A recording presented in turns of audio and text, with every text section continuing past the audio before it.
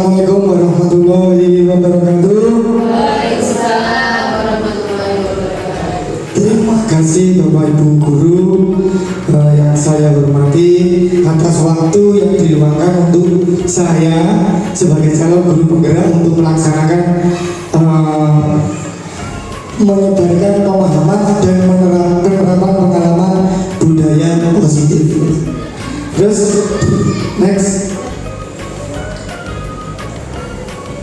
Jadi ini identitas diri saya, nama Dana Wisma Yusia, calon guru penggerak angkatan ke-11 dari SD Beringin, Kecamatan Bades, Kabupaten Kediri. Next. Tujuan kegiatan ini yaitu untuk meningkatkan pengetahuan dan pemahaman tentang budaya positif. Ya, yang jelas ini maksud dan tujuannya untuk menyebarkan budaya positif ini yang telah dipelajari oleh calon guru penggerak yang nanti akan dipaparkan, saya paparkan nih. Setelah saya paparkan nanti harapannya ke depan kita semua bisa melaksanakan kegiatan yang seperti yang saya sampaikan. Next, monggo diperhatikan video disiplin positif di depan. Memiliki anak yang dapat mengontrol diri dengan baik dan bertanggung jawab adalah impian kita semua. Disiplin positif adalah salah satu metode yang bisa dipakai untuk mewujudkannya. Inti dari disiplin positif di lingkup pendidikan adalah pendekatan untuk mendidik dan membina peserta didik yang bertumpu pada upaya membangun pemikiran dan perilaku positif, di mana dalam pelaksanaannya ada kebebasan dan aturan yang disepakati. Saat berdialog dengan para pendidik, hampir seluruhnya punya kesamaan, pernah mengalami terlambat ke sekolah, tidak mengerjakan PR, bolos, berkelahi, dan berperilaku tidak tepat lainnya. Akibatnya, mereka mendapat hukuman seperti membersihkan ruangan kelas, lari keliling lapangan, dipukul, dicubit telinganya, dipermalukan, dan lain sebagainya. Pengalaman tersebut kemudian tanpa disadari diterapkan kembali pada anak didiknya. Kemudian hal ini akan terus berulang, diwariskan dari generasi ke generasi. Hukuman pada umumnya menyebabkan rasa sakit secara fisik, emosional, atau bahkan keduanya. Istilah corporal punishment meliputi hukuman fisik dan non-fisik yang bertujuan menyakiti atau menimbulkan rasa tidak nyaman. Contoh hukuman fisik: memukul, menampar, dan menendang. Sedangkan hukuman non-fisik diantaranya meremehkan, menghina, atau mengancam. Apakah setiap perilaku anak yang tidak tepat harus selalu direspon dengan hukuman? Disinilah pentingnya bagi kita memahami tahap perkembangan anak agar dapat merespon perilaku mereka dengan tepat.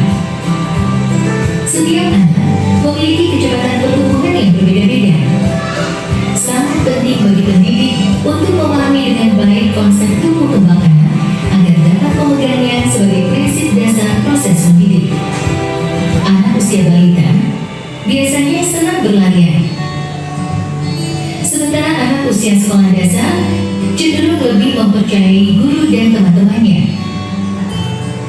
Kemudian anak SMP yang ada di masa pubertas senang mencoba hal baru dan sedang mengembangkan identitasnya.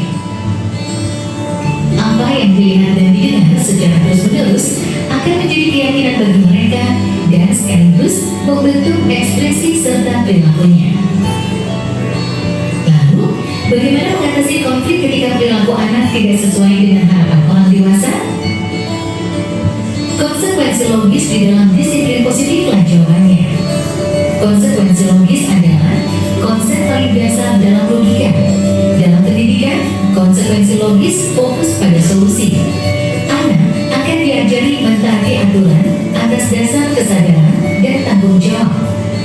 Anak juga mendapat penjelasan mengenai konsekuensi tindakan dan empati. Ada 2 syarat kondisi dan 4 prinsip dalam penerapan konsekuensi logis. 2 syarat kondisinya yaitu membangun koneksi sebelum mengoreksi perilaku, dan selalu bertanya bukan menasehati. Kemudian, keempat prinsipnya adalah: 1. Beralasan. 2. Berkaitan. 3. Menghargai.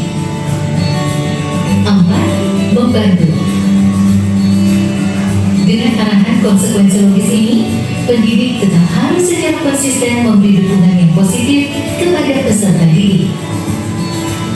Merasakan pujian dan cinta dari orang lain seperti guru, orang tua, dan teman-teman membuat anak terdorong untuk berperilaku baik dan positif. Kalimat seperti, "Saya telah melihat kerja kerasmu. Saya percaya bahwa kamu dapat melakukan yang lebih baik ke depannya." Semangat seperti itu tentu akan sangat berarti bagi mereka. Beberapa hal yang perlu diperhatikan saat memberikan dorongan positif diantaranya, mata dan nada suara kita sangat penting dalam menyampaikan pesan. Hindari membandingkan anak, fokuslah pada kekuatan dan perilaku positif mereka, dan ajaklah anak untuk melihat kesalahan sebagai salah satu proses belajar. Beberapa prinsip dasar dapat digunakan dalam pelaksanaan disiplin positif sehari-hari.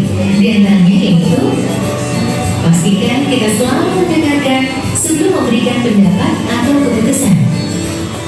Bedakan antara perilaku dengan kepribadian anak. Kembangkan rasa saling menghargai. Jangan sungkan memberikan dorongan atau pujian. Dan pastinya, gunakan konsekuensi logis dalam mengatasi perilaku anak. Semua upaya yang kita lakukan bertujuan untuk membuat lingkungan berkembang dan belajar yang inklusif, aman, dan nyaman bagi anak. Situasi kondusif diharapkan dapat mendorong mereka mencapai prestasi yang setinggi-tingginya. Pendekatan disiplin positif sejauh ini telah menjadi metode yang mendukung agar anak dapat bertumbuh sesuai dengan potensinya dan membuat mereka dengan penuh kesadaran mengerti makna tanggung jawab atas pilihannya.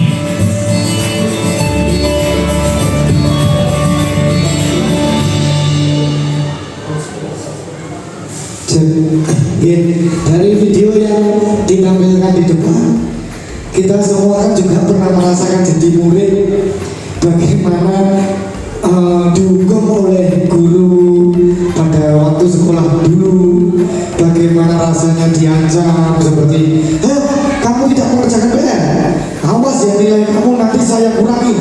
Seperti itu termasuk bentuk ancaman, begitu ya. Mungkin ada yang di sini Bapak Ibu guru mau berbagi pengalaman waktu dulu ketika waktu sekolah pernah dihukum. Saya rasa ada yang pernah dihukum baik secara psikis maupun fisik ya. Mungkin pernah ada yang mau berbagi pengalaman, monggo. Oke, monggo Bu Dani. Ya, saya terima kasih Pak. Ya, saya pernah pengalaman itu waktu SMP. Di SMP itu upacara bendera, kaos kaki saya itu ada warna birunya.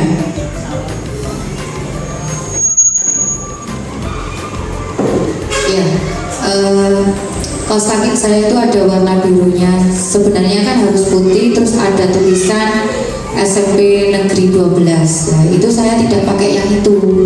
Saya pakai kaos kaki yang berwarna, ada warnanya biru lah. Itu waktu itu saya setelah upacara, karena saya pas waktu itu ada pengecekan BK, saya kena hukuman.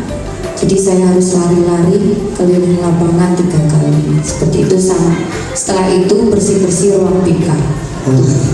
Mantap sekali, pernah dihukum. Hukumannya kira-kira yang diterima Bu Dani sesuai tidak dengan kejadian yang kesalahan yang pernah dialami Bu Dani ini? Kalau saya rasa tidak sesuai, karena tidak ada hubungannya antara kaos kaki dengan lari-lari. Harapan kita ke depan nanti ketika ada murid melakukan salah, kita sebagai guru untuk saat ini melaksanakan perubahan ya. Kita berusaha berubah menjadi sekolah yang lebih baik lagi sesuai dengan anjuran pemerintah melalui calon guru penggerak ini, terutama pada program budaya positif. Begitu ya. Sebelum saya melanjutkan, saya minta Bapak Ibu guru berdiri dulu untuk mengikuti kita ice breaking dulu karena waktunya siang supaya kita semua tidak mengantuk. Silakan Pak Fani, next.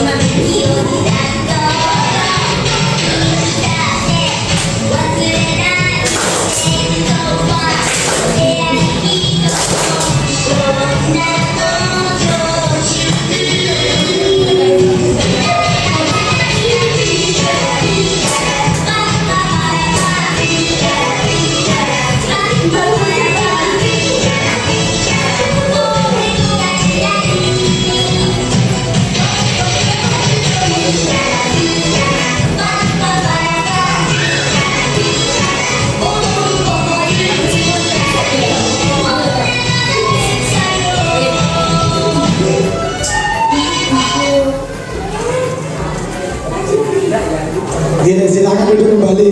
Terima kasih. Ini sedikit breaking tadi supaya tidak mengantuk ya karena ini jam-jam siang. Silakan di next, Pak. Sebelum kita melanjutkan ke slide-slide berikutnya, kita buat kesepakatan dulu di dalam ruangan ini. Mungkin yang pertama ada yang mengusulkan kesepakatan kita mengikuti kegiatan ini. Ya, dari Bu Novi yang nomor 1. Tepat waktu. HP silent.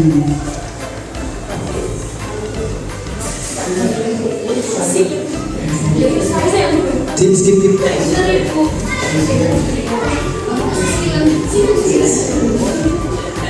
Ya, di sini dulu. Apa Bu Novi tadi? Tepat waktu. Yang kedua, HP di silent. Nah. Ada lagi mungkin? Angkat tangan saat ingin menyampaikan sesuatu. Mungkin ada tambahan lagi? Saling menghargai. Yang terakhir.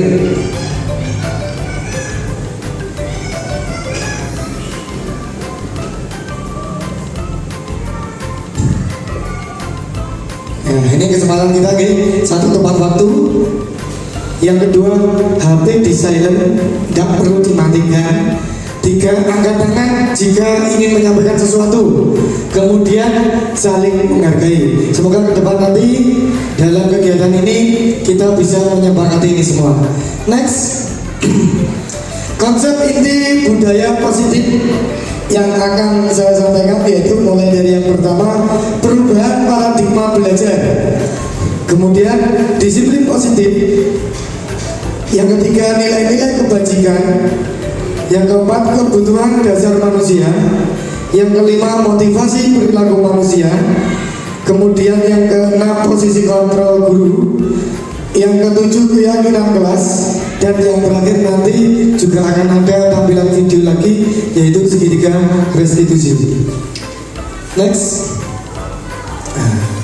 Pembelajaran dengan paradigma baru, yaitu pembelajaran dengan paradigma baru merupakan pembelajaran yang dirancang berdasarkan prinsip pembelajaran berdiferensiasi sehingga peserta didik belajar sesuai dengan kebutuhan berdasarkan tahap perkembangan sesuai teori psikologi modern yang mewujudkan profil pelajar Pancasila seperti yang pertama, beriman pertama kepada Tuhan Yang Maha Esa dan berakhlak mulia. Kemudian yang kedua, berkebinekaan global. Yang ketiga, gotong royong. 4, mandiri. 5, bernalar kritis. Serta yang terakhir adalah kreatif. Jadi yang dimaksud berdiferensiasi ini adalah kita sebagai guru memberikan pengajaran sesuai dengan bakat dan minat siswa. Jadi misalkan siswa suka menari, nanti kita bimbing sendiri untuk menari. Kemudian ada siswa yang pintar bernyanyi, nanti kita bimbing sendiri pintar bernyanyi. Ataupun mungkin bahkan kita bisa menggunakan siswa yang pintar matematika misalkan. Nanti kita bisa menunjuk guru kelasnya atau guru kelas yang lain mungkin yang bisa mengampu matematika untuk membimbing anak tersebut. Nah, ini dampak dan tujuannya bagi sekolah kita yaitu anak tersebut merasa terfasilitasi oleh sekolah dan merasa diperhatikan. Selain itu, dampak positifnya bagi sekolah yaitu ketika ada lomba atau olimpiade baik tingkat kecamatan, kabupaten, kita sudah mempunyai jago atau kita punya jago dari anak-anak didik kita tanpa mencari mendadak begitu untuk mengikuti lomba. Next, Pak.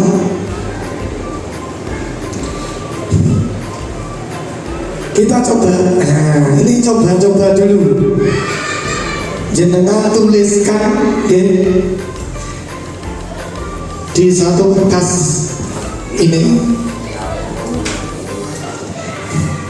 Tuliskan sebuah barang atau benda atau orang bahkan yang nantinya barang atau orang tersebut sangat amat berharga bagi Anda, bagi panjenengan semua yang menurut jenengan saat ini yang paling berharga. Boleh orang, boleh barang, boleh apapun itu.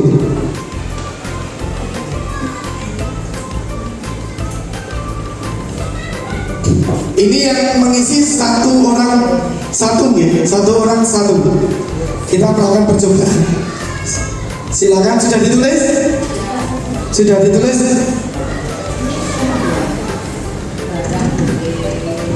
Bu, tolong berpasangan ini sama Pak Jarwo. Ini permainannya berpasangan. Jadi nanti gantian. Sebelum dimulai saya bacakan dulu. Anda dan teman Anda akan melakukan kegiatan cobalah buka. Anda adalah A, nanti salah satu gantian nanti.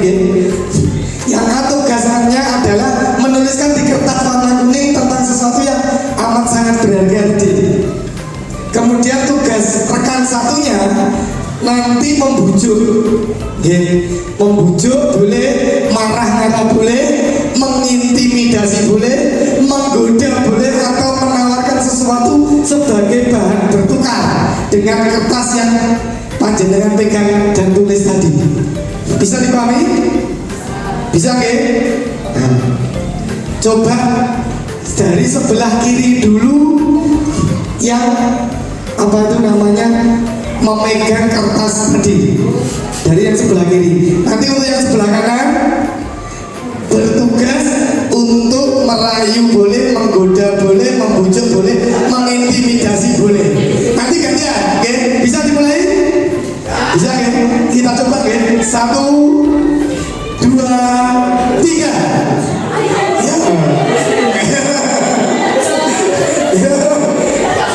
Dengan hitungan 10 selesai, oke? 10, 9, 8, 7, 6, 5, 4, 3, 2, 1. Coba minta tolong mic-nya, Bu. Ini semua saya tanya nih, semuanya nanti saya tanya. Dari yang paling depan dulu. Pertanyaan saya, apakah tulisan barang atau orang tadi sama Bu Ida diberikan oleh orang lain? Iya, jadi awalnya saya pertahankan tapi akhirnya saya berikan. Oh iya, pertama dipertahankan, Awalnya dipertahankan. lama-lama diberikan. Oke, terima kasih. Ganti Bu Binti belakangnya. Tidak boleh. Tidak boleh. Apapun itu Bu, Apanya? meskipun di apa-apakan, Ya. tetap tidak boleh. Oke, konsisten sekali ini. Ganti Bu Novi. Tidak saya buka. Tidak dibuka. Dipaksa bagaimanapun tidak dibuka. Oke, rahasia. Oke, baiklah. Ganti Pak Imam, monggo. Saya buka. Saya buka. Oke, oleh Pak Imam dibuka ternyata. Dan tahu nanti apa, nanti kita akan tahu ya. Coba kemudian berikutnya Pak Jarwo. Tidak saya berikan dan tidak saya buka. Tidak saya berikan dan juga tidak dibuka, begitu Pak? Wah, mantap. Terima kasih dari Bapak Ibu Guru. Ternyata ada yang dibuka, ada yang tidak. Jadi tergantung, sebenarnya tergantung apa sih? Tergantung seberapa kuat kita mengontrol, seberapa kuat kita menjaga, atau bahkan mungkin ada pertimbangan yang lain untuk kita lepaskan. Yang berhak melepas atau memegang teguh ini adalah diri kita sendiri. Nah, ini yang namanya kontrol. Kemudian sekarang kita balik. Ganti yang sebelah kanan tadi menggenggam tangannya, gitu. Menggenggam tangannya. Kemudian yang sebelah kiri nanti merebut. Boleh dengan cara memarahi, membujuk, mengintimidasi, menggoda, bahkan menawarkan uangnya. Bu Rada ini kok khawatir, takut ini kenapa ya? Jangan khawatir, kita direkam kok. Saya hitung 1, 2, 3, silakan dicoba. 10, 9, 8, 7, 6, 5, 4, 3, 2, 1. Oke, selesai. Tepuk tangan untuk kita semua. Ya. Ternyata bermacam-macam caranya. Ada yang merayu. Ini ada yang unik tadi. Saya melihat ada yang unik. Pak Imam tadi unik.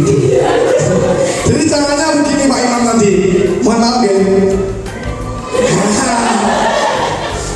Tapi ini tidak untuk dalam kehidupan nyata ya. Ini hanya untuk percobaan saja. Coba mic-nya dari Bu Rada dulu. Apakah dilepas atau tetap dipertahankan?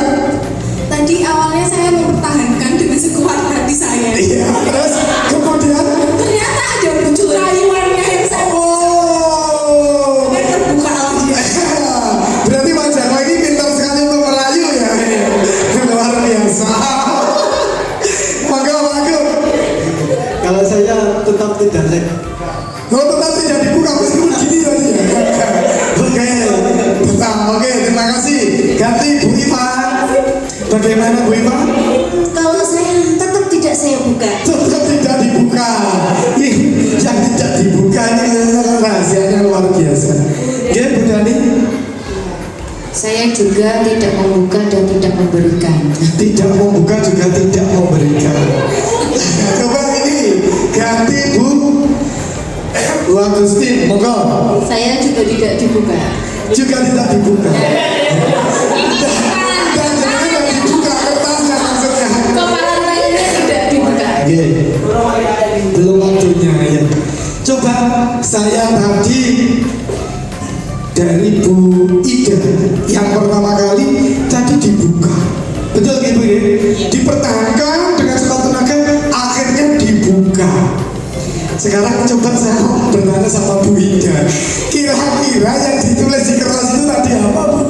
Oke, yang saya tulis tadi di kertas itu tadi adalah ilmu. Yang awalnya kita pertahankan, akhirnya harus kita sampaikan. Karena apa?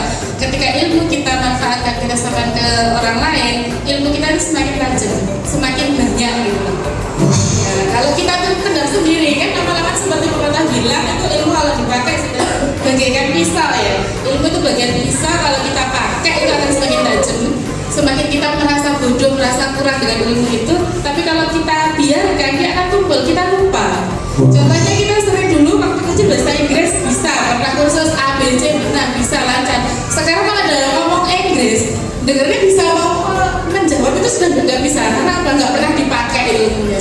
Wah, ini zaman luar biasa. Tepuk tangan dulu dong buat Bu Ida. Pertama kali dipertahankan, yang akhirnya lama-lama diberikan. Coba, yang kedua, pertanyaan kedua untuk Bu Agustin. Kok bisa? Kok bisa? Kok bisa? Bagaimana ceritanya Bu Ida sampai melepaskan hal yang penting dalam hidupnya? Caranya bagaimana? Ida tadi melepaskannya dengan penuh sukarela. Oh, dengan penuh sukarela. Sebelumnya caranya bagaimana? Malah saya yang digelitiki tadi. Oh, terbalik. Yeah. Berarti yang disampaikan Bu Ida ini tadi adalah ilmu ya. Ilmu yang dipegang teguh sekuat tenaga, yang lama-lama akhirnya diberikan secara sukarela. Maksud dan tujuan Bu Ida agar mungkin bermanfaat bagi yang lain. Begitu ya Bu Ida ya? Ya, terima kasih. Kita lanjut. Kemudian ini sudah kita coba semua ya. Dalam kegiatan ini sesungguhnya siapa yang memegang kendali atau kontrol untuk memegang atau menutup kepala tangan?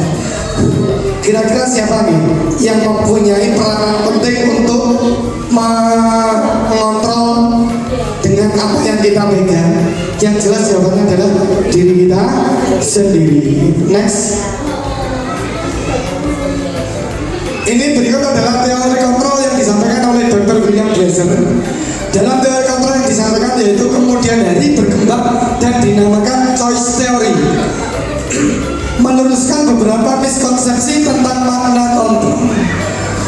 Jadi makna kontrol ini terdiri dari yang pertama ilusi guru mengontrol murid, kemudian ilusi bahwa kritik dan membuat orang merasa bersalah dapat menguatkan karakter.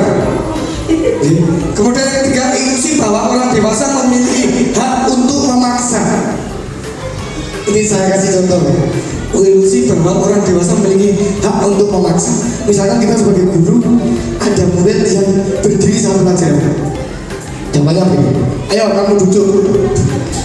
Tanpa kita sadari, secara tidak langsung itu kita memaksa anak untuk melepaskan kontrol mereka sendiri. Nah, contohnya seperti itu. Padahal sebelum kita pada slide ini, sebelumnya kita sudah mencoba siapa yang harus memegang kontrol adalah diri kita sendiri. Sedangkan di sini kita disampaikan oleh Dr. William Glasser ini ilusi bahwa orang dewasa memiliki hak untuk memaksa. Ini berarti tidak sesuai. Kemudian ilusi bahwa semua penguatan positif efektif dan bermanfaat. Next. Mengubah paradigma stimulus respon kepada pendekatan teori kontrol. Ini beberapa stimulus yang harus kita rubah nih. Kita rubah kemudian kita pakai dalam kehidupan sehari. Yang pertama, dalam realitas kebutuhan, menurut kita kebutuhan kita sama, tapi nyatanya teori kontrol tentang dunia, realitas kontrol atau kebutuhan kita itu berbeda. Mungkin ketika kita menjadi guru menyuruh anak, ayo duduk. Ternyata kebutuhan kita sebagai guru istilahnya meminta murid untuk duduk supaya menurut dengan kita mendengarkan pembelajaran. Ternyata yang di dalam realitasnya berbeda. Murid itu berdiri mungkin karena mau meraung atau mengambil pulpen yang jatuh dan lain sebagainya. Itu contoh kecil di dalam kelas gitu. Kemudian yang kedua, semua orang melihat hal yang sama. Tapi menurut teori kontrol, setiap orang memiliki gambaran yang berbeda. Kemudian kita mencoba mengubah orang agar berpandangan sama dengan kita. Ini harus kita rubah. Kita mencoba mengubah orang agar pandangannya sama dengan kita. Harusnya kita berusaha memahami pandangan orang lain tentang dunia. Kemudian perilaku buruk dilihat sebagai suatu kesalahan. Jadi semua perilaku itu sebenarnya memiliki tujuan, baik orang salah maupun benar. Kemudian orang lain bisa mengontrol saya. Hanya Anda yang bisa mengontrol diri Anda sendiri. Seperti percobaan kita sebelumnya tadi. Kemudian saya bisa mengontrol orang lain. Sebenarnya tidak. Kenapa kok bisa mengontrol orang lain seperti percobaan slide kita tadi sebelumnya, karena ada paksaan di situ. Oke.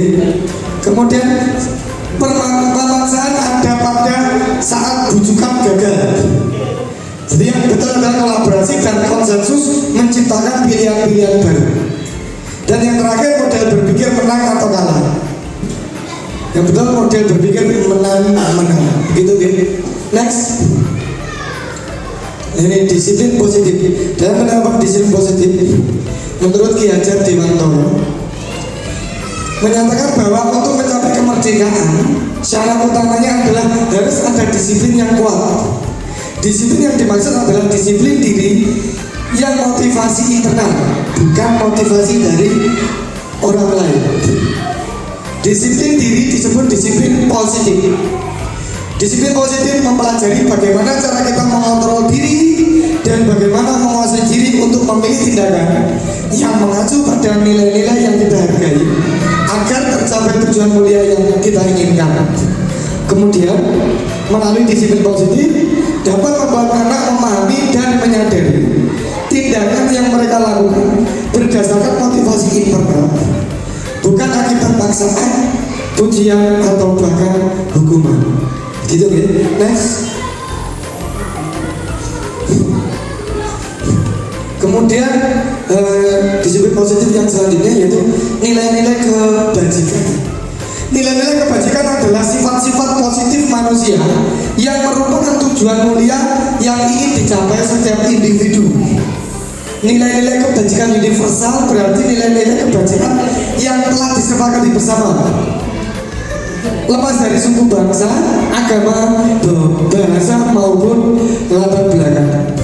Sesuai dengan profil pelajar Pancasila, seperti yang saya sebutkan di awal tadi, mulai beriman dan bertakwa kepada Tuhan Yang Maha Esa hingga bernalar kritis.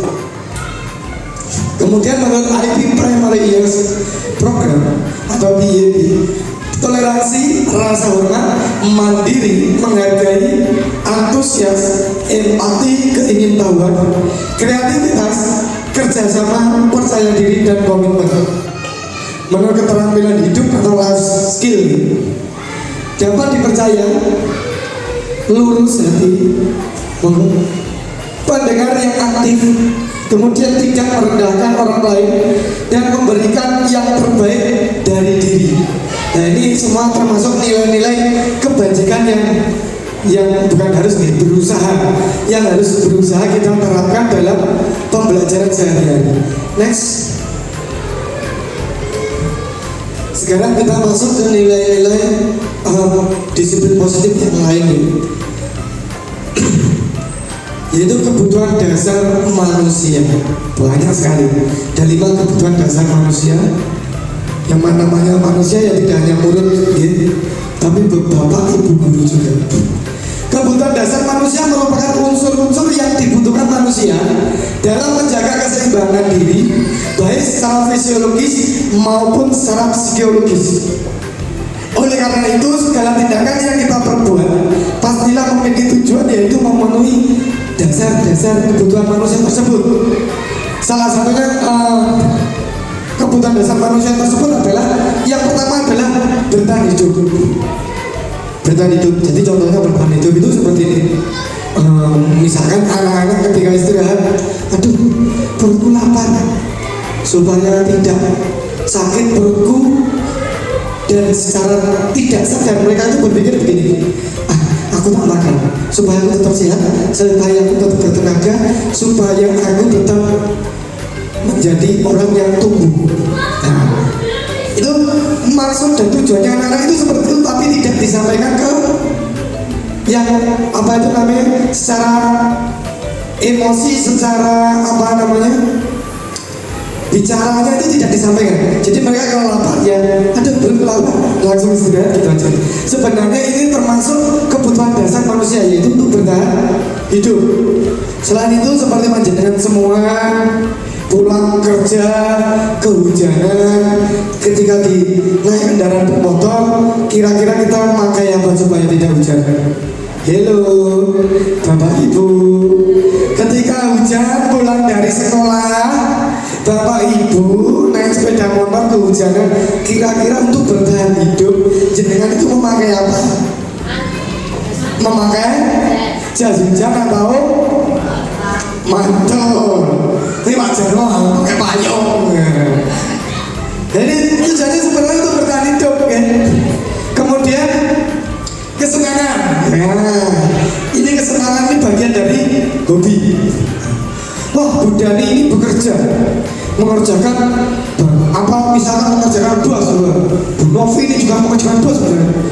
Beliau Bu Dani kalau mengerjakan mungkin supaya tidak jenuh untuk mengerjakan itu biar senang. Oh, mungkin kalau Bu Dani tiktokan ya sambil joget-joget gitu sambil selfie. Tidak apa-apa, itu namanya untuk memenuhi kebutuhan hidup kita, yaitu apa?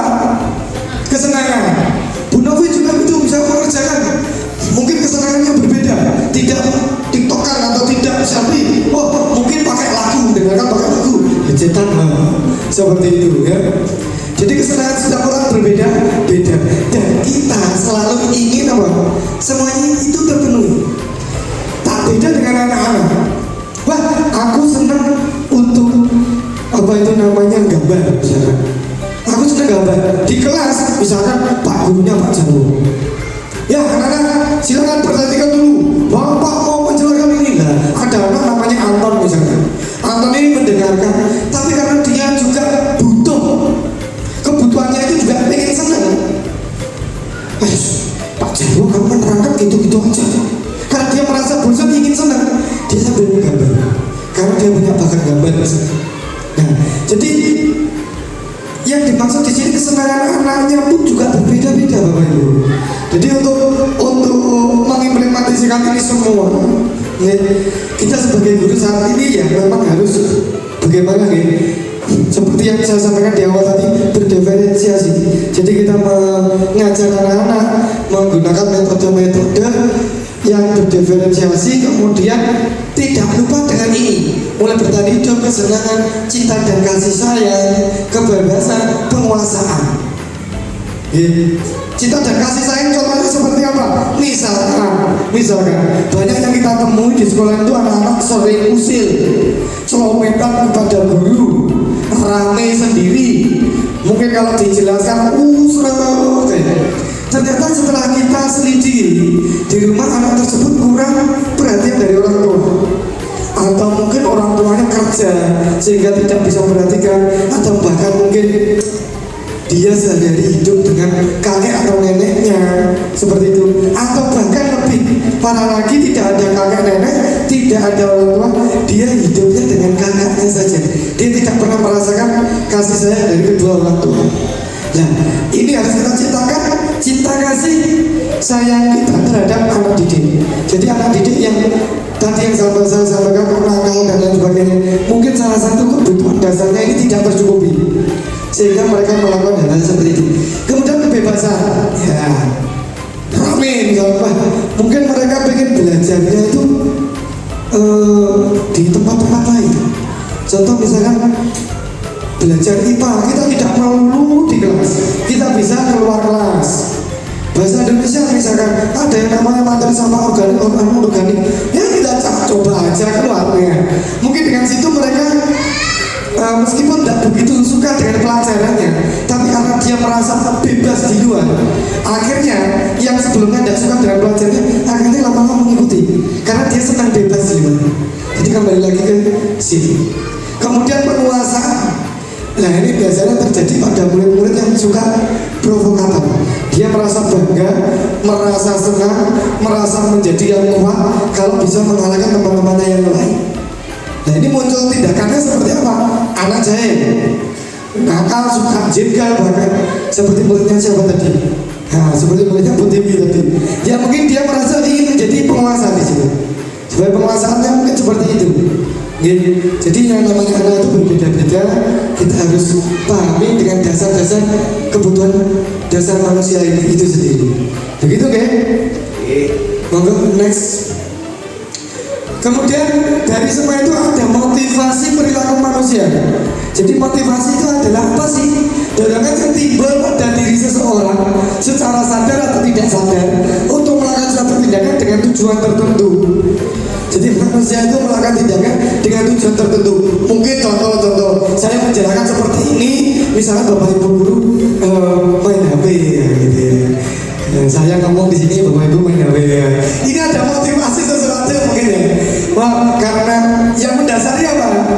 Mungkin capek Pak Dana kalau ngomong membosankan. Oh, ada informasi yang sangat apa ya ini ya, sangat luar biasa. Ini dari Bu Binti, saya menerima SK Pak. Nah, ini termasuk motivasi Bu Binti kenapa tidak memperhatikan saya. Ternyata ada hal yang lebih penting. Oke, gak apa-apa. Selamat Bu Binti guys, sudah menerima SK yang baru, tepuk tangan. Ya, biar cair suasananya. Jangan lupa besok kita praktikan.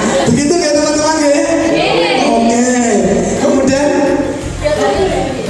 ada beberapa motivasi yang mendasari itu semua, yaitu motivasi untuk menghindari ketidaknyamanan atau hukuman. Termasuk ini tadi, mungkin ada bosan sama saya. Terus Dana ngomong apa kemarin diseminasi oleh Bu Dani sama Bu Novi juga sudah disampaikan. Terowongan bisa ngomong secara jelas. Misalnya begitu, itu termasuk ketidaknyamanan. Untuk menghindari itu jenengan fokusnya ke HP. Nah, ini motivasi ekstrinsik yang dari luar diri panjenengan semua. Kemudian untuk mendapatkan imbalan atau penghargaan dari orang lain.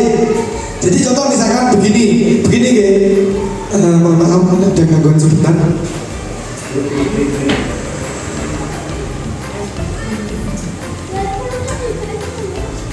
Ya, tenang, habis ini ada sedikit lagi yang lebih banyak. Ini untuk mendapat imbalan atau penghargaan dari orang lain. Contoh misalkan begini, Bapak Ibu tolong ikut saya diseminasi ya, nanti saya berikan lontong misalkan begitu. Nah, ini termasuk motivasi ekstrinsik ya. Tapi tadi bukan maksudnya seperti itu ya. Tidak ada begitu, tidak. Pak Iwan sampai tersedak-sedak gitu.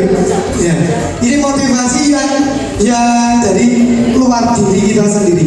Jadi dan motivasi ini kalau dari luar ini bisa berubah-ubah tergantung mood kita. Bu, misalkan saya coba berdiri, tolong nanti ikut saya diseminasi, nanti saya berikan paket data, misalkan begitu. Misalkan, wah semangat dah. Semangatnya bukan dari diri sendiri, tapi dari paket data. Jadi dari ekstrinsik. Kemudian yang terakhir, untuk menjadi orang yang mereka inginkan dan menghargai diri sendiri dengan nilai-nilai yang mereka percaya. Maksudnya contoh konkretnya begini, Bapak Ibu, saya sebagai calon guru penggerak akan mengadakan diseminasi, yaitu akan memaparkan budaya disiplin untuk sekolah kita. Tolong membantu saya dengan semangat, dengan hati yang bahagia. Wah, oke Pak, untuk memajukan kebaikan sekolah ini, saya bisa ikut, saya mau ikut. Nah, ini termasuk motivasi intrinsik ya. Kalau seperti itu motivasi intrinsik kita. Jadi harapan saya ini panjenengan semua di sini juga duduk di sini karena motivasi intrinsik ya. Bukan yang ini tadi ya, karena pengen dapat dan nonton tadi. Kemudian next konsep disiplin dengan identitas yang gagal. Ada yang namanya hukuman. Hukuman itu menyakitkan, tidak nyaman, murid takut, memaksa, murid menyembunyikan kesalahannya karena merasa takut tadi. Kemudian murid menjadi rendah diri, merasa tidak percaya diri, mau melakukan sesuatu itu takut. Contoh anak sekarang, ya kamu maju kan? Tidak berani Bu. Ayo kamu bernyanyi di depan, tidak berani, apa sebabnya? Banyak faktor. Mungkin ketika salah, mungkin. Contohnya saya, kamu ini gimana bisa diajar itu tidak bisa. Nah, misalnya begitu. Jadi dia mau maju lagi besoknya takut. Padahal benar dia takut karena sebelumnya sudah mendapat hukuman secara psikis tadi dari gurunya, atau mungkin bahkan dari teman-temannya. Kamu salah, begitu. Itu termasuk hukuman dari teman-temannya. Jadi kita harus menghilangkan itu semua, oke? Bapak Ibu, kita harus berusaha menghilangkan itu semua supaya pembelajaran di sekolah menjadi lebih baik. Kemudian penghargaan ini tidak efektif, merusak hubungan, bahkan sifat ini, mematikan kreativitas, menghukum dengan sistem ranking, merampas hak menghargai dirinya sendiri. Jadi misalkan begini pegangan itu, nanti siapa yang betul semua, nanti bapak kasih permen, nanti saya kasih candy coklatos. Itu kan termasuk bentuk apa itu namanya, penghargaan. Mungkin seketika itu anak semangat, tetapi di kemudian hari mereka mau semangat hanya karena ada penghargaannya saja. Nah, itu yang berbahaya sekali sebenarnya. Jadi juga merusak ini, mematikan kreativitas. Jadi mereka kreativitasnya itu hanya karena ada penghargaan. Next, Pak. Nah, ini kemudian konsekuensi. Konsekuensi ini biasanya penguatannya jangka pendek dan perlu monitoring berkelanjutan, perlu respon, murid menghormati peraturan, kehilangan waktu untuk merenungi kesalahan. Ini. Jadi kalau anak berfokus pada konsekuensi, nanti akhirnya merasa, aku makan ini, melakukan ini, aku tanggung jawab harus begini. Jadi mereka mikirnya langsung pipas, tidak sadar diri dengan kesalahan, tidak introspeksi diri, tapi langsung apa itu namanya, membalikkan kesalahan menjadi bentuk tanggung jawab begitu. Kemudian restitusi, murid bertanggung jawab untuk perilakunya, fokus pada pemecahan masalah jangka panjang, murid menghormati dirinya dan orang lain. Kemudian teori kontrol, dirinya memegang kontrol, murid bersemangat memperbaiki kesalahan. Jadi dari semua identitas disiplin tadi ya, yang paling tepat adalah restitusi. Karena dalam restitusi itu guru menyampaikan, jadi guru itu memfabrikkan identitas dulu. Oke, nanti yang di belakang akan saya sampaikan. Kemudian next. Nah, sekarang kita main coba tebak, siap-siap pegang linggit. Kira-kira masuk hukuman, konsekuensi atau yang lain? Yang pertama, Doni diminta membersihkan halaman karena terlambat. Doni diminta membersihkan halaman karena terlambat. Ini termasuk hukuman atau konsekuensi, Bapak Ibu? Mungkin ada yang mau membantu saya?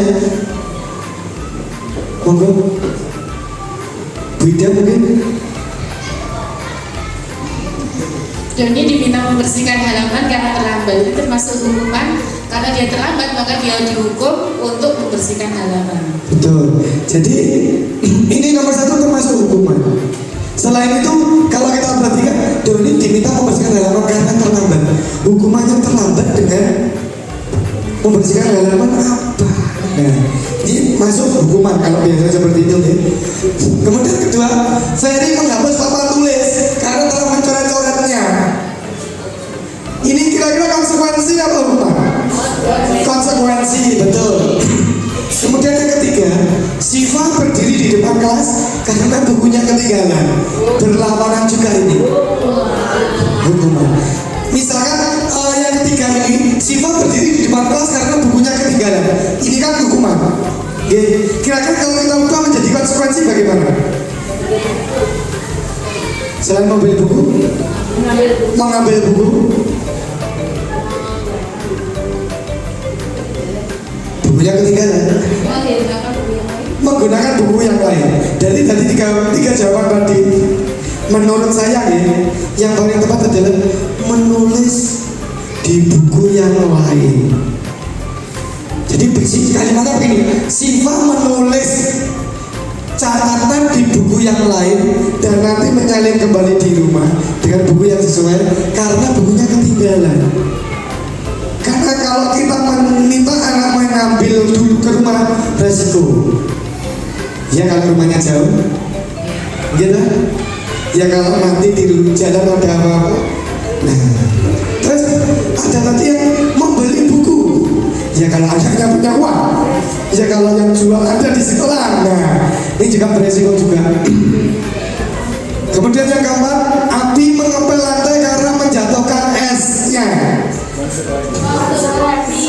konsekuensi, betul. Paham gak semuanya gak? Jadi peraturan itu mulai sedikit-sedikit kita rubah ya. Kemudian geser, next. Kita masuk ke restitusi.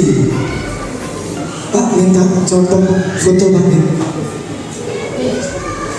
Restitusi apa sih restitusi? Sebuah pendekatan. Sebuah pendekatan. Next. Restitusi itu sebuah pendekatan untuk menciptakan disiplin positif. Jadi menciptakan disiplin positif salah satunya tadi mulai dari nilai-nilai kebajikan dan lain sebagainya itu tadi. Kemudian ada bagiannya adalah restitusi. Apa sih restitusi itu? Proses menciptakan kondisi bagi murid untuk memperbaiki kesalahan mereka, sehingga mereka bisa kembali pada kelompok mereka dengan karakter yang lebih kuat. Ini menurut Gosen pada tahun 2004. Ciri-ciri restitusi adalah satu, bukan untuk menebus kesalahan, namun untuk belajar dari kesalahan. Itu poinnya. Kemudian yang kedua, memperbaiki hubungan. Tawaran bukan paksaan. Restitusi menentukan untuk melihat ke dalam diri. Restitusi mencari kebutuhan dasar yang mendasari tindakan.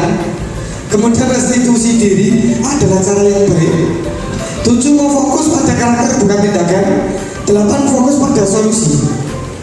Kemudian terakhir, restitusi mengembalikan murid yang berbuat salah pada kelompoknya. Itu maksudnya mereka istilahnya sadar diri, dia kembali ke kodratnya, anak, aku ini bersalah, ternyata perbuatanku seperti ini, jadi aku harus begini, aku harus melakukan ini, dan tanggung jawab saya bentuknya seperti ini. Jadi begitu. Nah ini yang harus kita sebagai guru kita laksanakan. Oke. Ini perbedaannya yang sudah seperti yang saya sampaikan di awal. Geser lagi Mbak, next langsung saja. Nah, 5 posisi kontrol restitusi. Bapak Ibu ini sebagai apa? Apakah ada 5 posisi kontrol? Mulai penghukum, pembuat rasa bersalah, sebagai teman, pemantau, hingga manajer. Dari semua 5 posisi kontrol ini, kira-kira Bapak Ibu di dalam hatinya masing-masing, ini saya ini sebagai apa? Apakah sebagai penghukum? Hei, kamu terlambat. Nah, kamu berdiri di depan. Kamu tidak mengikuti pelajaran dengan baik, kamu maju ke depan. Nah, ini termasuk model penghukum. Next, bisa kita lanjutkan di belakang. Ini ada contoh-contohnya ya. Ada contoh kasus siswa tidak memakai atribut lengkap saat upacara bendera. Mungkin panjenengan semua atau bahkan saya sendiri secara tidak sadar kita itu kadang tergantung mood ya. Kita ini tergantung mood. Kalau moodnya mungkin sudah baik, ini memang perilaku saya sebagai guru mungkin kurang baik, dan saya sadari ya, saya harus berbuat lebih baik lagi sebagai guru. Mulai dari menghukum, patuhi aturan sekolah, lalu berdiri di depan barisan. Nah, seperti saat upacara saya. Ayo kami yang pakai topi maju ke depan. Nah, seperti itu. Itu termasuk penghukum. Ini masih saya terapkan. Tapi saya mencoba menjadi ini loh. Apa ini nanti saya jelaskan dulu. Kemudian yang kedua, pemantau. Pemantau itu kadang menyadarkan anak untuk berubah sendiri. Begini, kamu sudah melanggar apa peraturan dan konsekuensinya, kamu tahu tidak? Nah, begitu. Itu termasuk pemantau. Kemudian sebagai teman, ayolah tertib, buat bu guru atau pak guru bangga. Kali ini tidak apa-apa, kamu jangan, jangan dibilang lagi ya. Itu contohnya kita sebagai teman. Cuma kurang cocok. Kenapa kok kurang cocok? Kadang anak itu tidak punya takut. Kadang anak masih tidak menyadari kesalahan. Apanya di situ? Anak masih tidak menjadi kesalahan yang kemudian di lain hari mereka akan mengulang. Betul. Pembuat rasa bersalah. Nah ini. Jadi ketika kita ngomong kesalahannya itu merasa orang yang paling bersalah di dunia. Berapa kali bu guru atau pak guru harus memberitahu kamu, Bapak, seperti ini.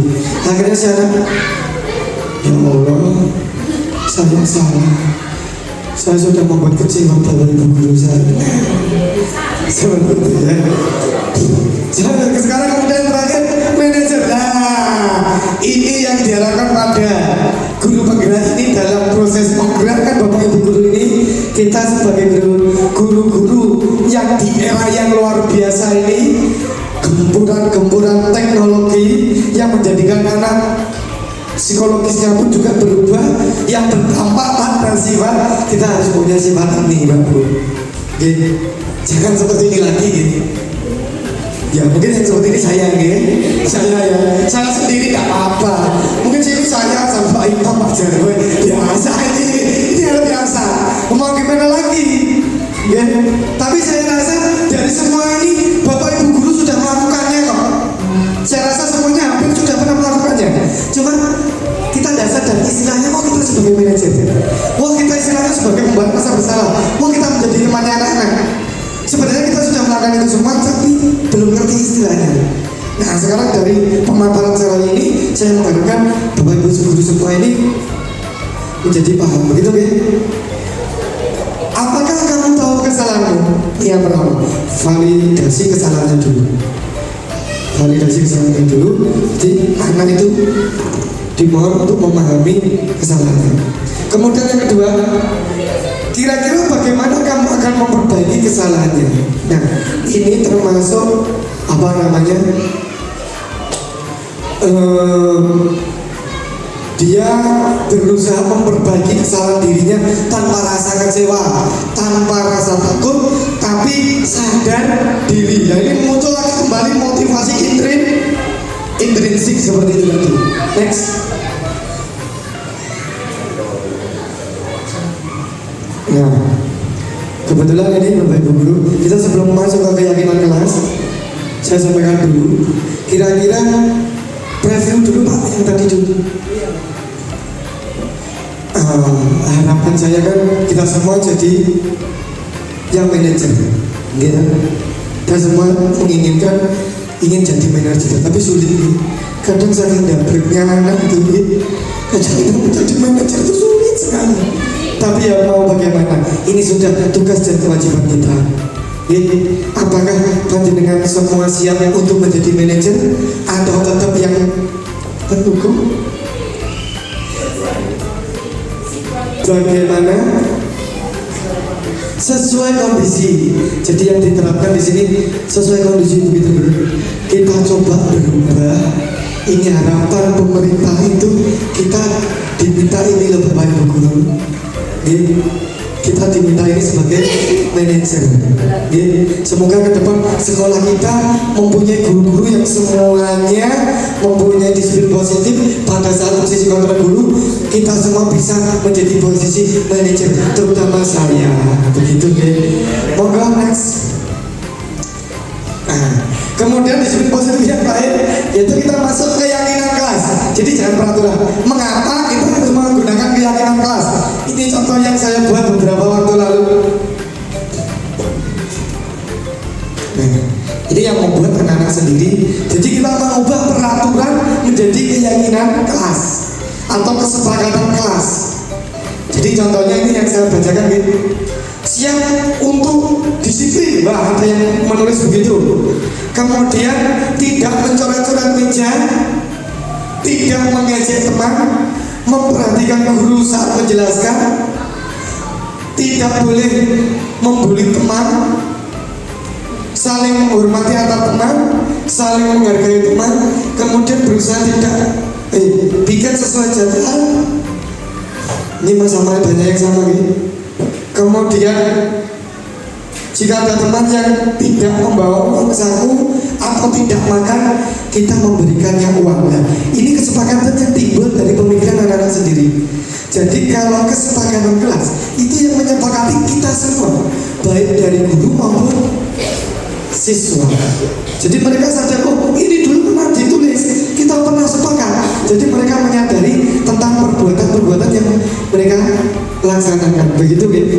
Jadi kita berusaha mengubah peraturan kelas menjadi kesepakatan kelas. Mungkin kemudian hari, mungkin besok saja paling cepat, atau minggu depan, atau mungkin bulan depan, kita bisa membuat kesepakatan kelas seperti itu supaya anak merasa nyaman dan paham sendiri tentang kesalahan-kesalahan dari atas perbuatan mereka sendiri. Begitu, oke? Next.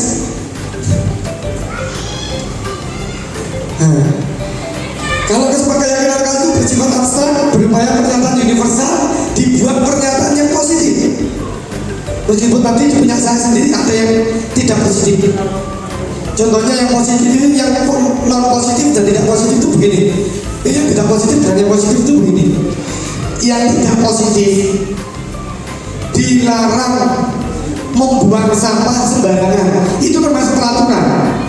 Kalau kesepakatan kelas bukan dilarang, tapi membuang sampah di tempatnya, begitu. Tidak mengganggu teman yang lain, itu termasuk peraturan. Kesepakatan kelasnya bagaimana? Saling menghormati.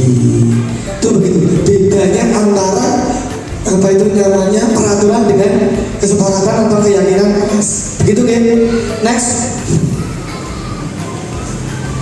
Nah, kemudian dalam menjalankan pembelajaran, ketika ada murid yang salah, kita harus menerapkan segitiga restitusi untuk memecahkan masalah tersebut. Segitiga restitusi itu yang pertama menstabilkan identitas, dua memvalidasi tindakan yang salah, tiga menanyakan keyakinan kelas. Contoh, sebenarnya ada video tapi terlalu panjang nanti durasi deh. Menstabilkan identitas itu yang seperti apa? Contoh, ada murid saya tidur di kelas, jadi tidak langsung dimarahin gitu. Biarkan dulu dia tidur. Nanti ketika pulang sekolah atau jam istirahat, panjenengan sebagai guru memanggil dia sendiri, didudukkan. Misalkan namanya misal, kenapa kamu saya panggil sendiri di sini? Itu namanya menstabilkan. Kenapa kamu saya panggil di sini? Tahu nggak kesalahan kamu itu apa? Nah, ini contoh menstabilkan. Apa yang kamu lakukan ini benar apa tidak? Ini. Kemudian apa yang kamu lakukan benar apa tidak? Itu termasuk validasi tindakan yang salah. Terus kemudian anak pasti menjawab gini, iya Pak, salah. Terus yang benar bagaimana? Harusnya saya begini. Ditanya lagi, kamu bisa berubah seperti begini tidak? Oh, saya akan berusaha berubah seperti itu. Kemudian yang terakhir menanyakan tentang keyakinan kelas. Kamu tahu nggak keyakinan di kelas kita itu seperti apa? Yang kamu langgar itu keyakinan kelas seperti apa? Atau kesepakatan kelas seperti apa yang sudah kamu langgar? Ya Pak, paham Pak. Mau tidak memperhatikan guru saat menjelaskan Pak. Itu kan dia kan tadi tidur. Jadi dia telah melanggar ini. Setelah itu kita tarik kesimpulan, kamu berbuat salahnya tadi begini. Kamu mau berusaha, caramu tadi begini, kesepakatan kelas yang kamu langgar begini. Dan yang terakhir, panjenengan sebagai guru jenengan tambahkan, kira-kira setelah ini apa yang kamu lakukan untuk memperbaiki kesalahanmu, begitu. Jadi jangan kita yang menyalahkan, tapi dia menyebutkan masalahnya sendiri, kemudian kita mendorong masalah tersebut untuk membawa kesadaran diri anak tersebut, begitu. Next, itu tentang segitiga restitusi. Next. Nah, ini video langsung saja next. Nah, penutup, kita masuk di penghujung acara kita hari ini. Yes, mulai senang ya, mulai hampir selesai. Sudah capek ya? Ngantuk? Kalau tidak saya teruskan lagi. Ngantuk mau lanjut? Selesai? Selesai lanjut? Kalau ada yang jawab, Bu Binti yang sudah menerima sertifikat, selesai melanjut Bu? Oh iya, karena masih ada kegiatan yang lain, oke kita lanjutkan. Lalu kita selesaikan ini secepat mungkin.